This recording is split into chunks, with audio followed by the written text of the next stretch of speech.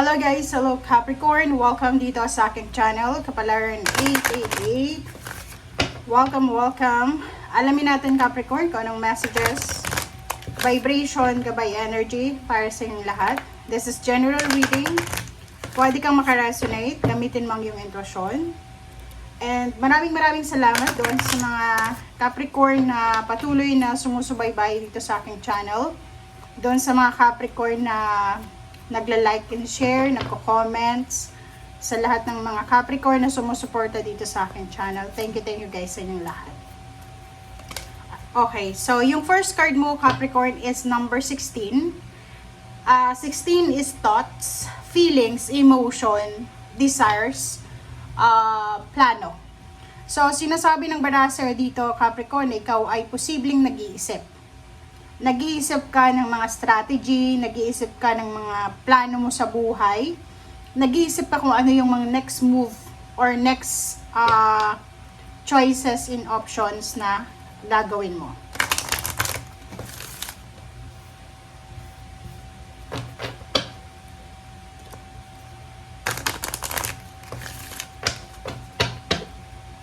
Okay.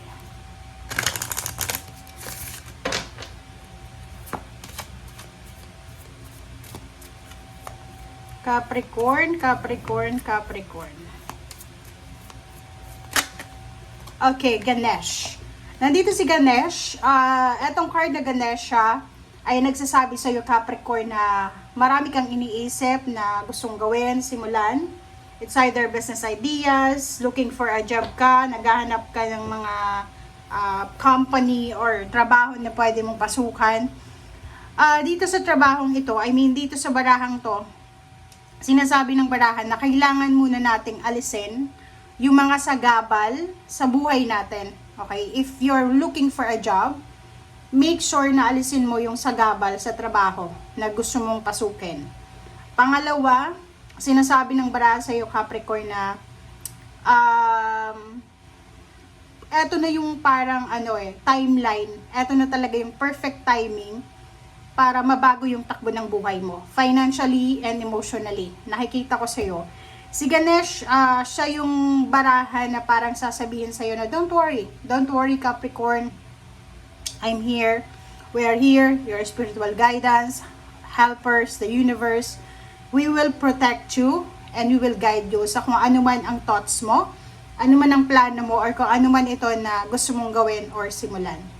Eto ding Ganesh na to, sinasabi ng baraha sa'yo na magsisimula na. Kumbaga, halimbawa, ilang taon kang unemployed, ilang taon kang walang pera, but now, sinasabi ng baraha na bibigyan ka ng pagkakataon ng universe na makapagsimula.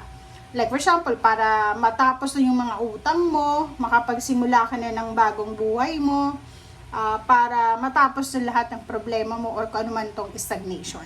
Okay? Okay. Thank you, Capricorn. Tingnan natin sa third deck.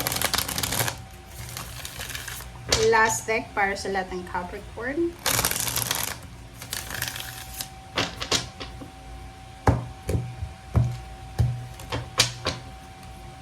Okay. First card natin is the Devil. This is your energy. Next is Zero the Fool. And next is Four of Swords. So, these three cards, Capricorn, sinasabi sa'yo ng baraha, yun na nga, marami kang thoughts, marami kang new ideas, new inspiration, na, kumbaga, pagsisimula, new beginnings. Like, for example, eto, you have, kumbaga, fresh ideas, fresh thoughts and emotions, energy, na pwedeng makatulong sa'yo para magsimula. Ang problema lang, since you're a Capricorn, maybe maging, kumbaga, emotional ka, parang sensitive sa sarili mo or sa ibang tao. So, pwedeng mabago yung takbo ng diskarte mo. So, yun lang ang pwedeng hindrance para dito sa mga plano mo sa buhay. Yung mismong ikaw, okay? Like for example, mabilis kang matemp, meron kang iniisip ngayon, ito yung plano ko bukas, but sinasabi ng the devil sa'yo na pwedeng meron na parang obstacles na hindi ko to magagawa bukas because ganyan ganito. So, yun yung kailangan mong i-work out. Zero the Fall, sinasabi ng baraha sa'yo na maraming risky ideas, risky plans na posibleng sisimulan mo. And Four of Swords, sinasabi ng baraha sa'yo na be at peace. Diba? Be at peace and trust the process. Yun ang sabi sa ni Ganesh, you are protected, you are guided, so hindi ka dapat nag-aalala. Four of Swords, sinasabi ng baraha, napaka-importante, Capricorn, yung pag-iisip, pagpaplano, pagme-meditate, pagko-contemplate, paghihintay. Okay? Para hindi ka magsisi sa bandang huli. Tower card, Nine of Pentacles, wow, the Lovers, and the Three of Rods. Okay, ang galing.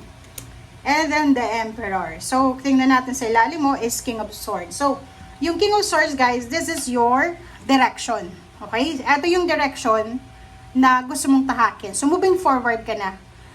Dito sa King of Swords, sinasabi ng baraha na kung gusto mo talaga ng bagong buhay, bagong environment, bagong love life, bagong trabaho, bagong sense ng emotion, kailangan mo talagang magdesisyon. Okay? Hindi yung pabago-bago yung decision making. The Tower and Nine of Pentacles, the Lovers, Three of Rods, and the Emperor. So, dito sinasabi ng baraha sa'yo, Capricorn, na yung Tower na yan yung kumbaga past mo na hindi mo makalimutan. Kumbaga, may iba sa inyo, Capricorn, na mahilig kayong mag-grudge. May mga resentments kayo. Like, for example, may nakagawa sa inyo hindi maganda, hindi nyo yun makakalimutan until the end. So, dito sinasabi ng baraha, maraming beses ka na umiyak. 'Di ba? Maraming beses ka na parang feeling mo you were betrayed. 'Di ba? But, don't worry. Kasi yung the Tower na yan, that's distraction, mga hang-ups, mga delays. Kung ano man yun na delays na yan, isipin mo na ito ay redirection sa'yo. Okay? Kasi minsan, di ba, pag halimbawa yung mga gusto nating mangyari sa buhay natin, hindi nangyayari, feeling natin, ano tayo yung parang we are useless, hopeless, and parang feeling natin hindi tayo mahal ng Diyos. Di ba? And minsan, yung mga ganyan na hindi natutuloy, na plano natin, talagang hindi yan para sa atin. Okay? And minsan, binibigyan tayo ng ibang direksyon ng universe, ng ating Panginoon, para kumbaga, pumunta talaga tayo doon sa direksyon na nakatadhana para sa atin. So, Nine of Pentacles, sinasabi ng barahan na marami kang wish or wishes, marami kang heart's desires, diba? Na posibleng mangyayari, lalo na sa financial. Financial, ang dami-dami mong gustong mangyari. Gusto mong yumaman, gusto mong magkaroon ng ganito, ganyan-ganyan. So, dito sinasabi ng baraha sa'yo, na continue lang. Okay, i-work out mo yung pagiging positive mo. And Lovers, ganun din. So, nakikita ko siya dito, you're waiting Maybe 3 years, 4 years, 3 decades ka nang naghihintay. And bibigyan ka ng pagkakataon para mabalanse ang lahat ng imbalance sa buhay mo. Like for example dito, ma-promote ka, tumaas yung posisyon sa trabaho, makapag-asawa, makapagpatayo ng bahay, magkaroon ng relasyon, 'di ba? Manalo sa loto or manalo sa kung ano man na patimpalak or contest. Basta sinasabi sir dito na lahat ng mga plinano mo, trinabaho mo, lahat ng pumasok dyan sa utak mo and sa puso mo, lahat yan mangyayari. Kasi hindi naman yan pumasok dyan just because wala, pumasok lang, 'di ba? No. Pumasok yan kasi talagang yung instinct mo and intuition, talagang sinasabi sa'yo na eto yung isipan mo, eto, dito ka mag-focus. Okay, so, in general, sinasabi sa'yo Capricorn na maging positive tayo and mag-focus ka lang sa kung ano yung pwedeng magdala sa'yo ng happiness, ng joy, prosperity, abundance, balance, love, diba? Protection, and justice. Doon ka lang mag-focus. And dito sa Four of Swords, sinasabi ng baraha sa'yo dito sa Four of Swords na napaka-importante yung me time. Diba? Napaka-importante na kailangan mong alagaan ang sarili mo, unahin ang sarili mo.